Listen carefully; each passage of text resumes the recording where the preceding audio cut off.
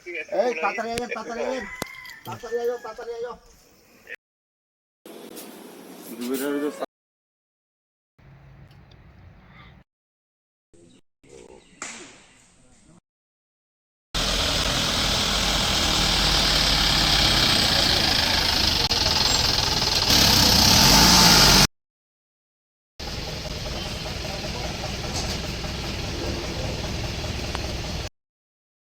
হ্যাঁ হ্যাঁ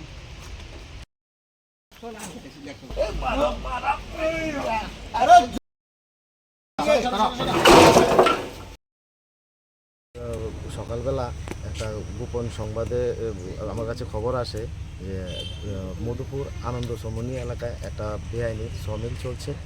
তাই আমার সহপাঠীদের নিয়ে আমরাও সেখানে গিয়ে পৌঁছানোর পরে দেখি একটা সমিল চলছে।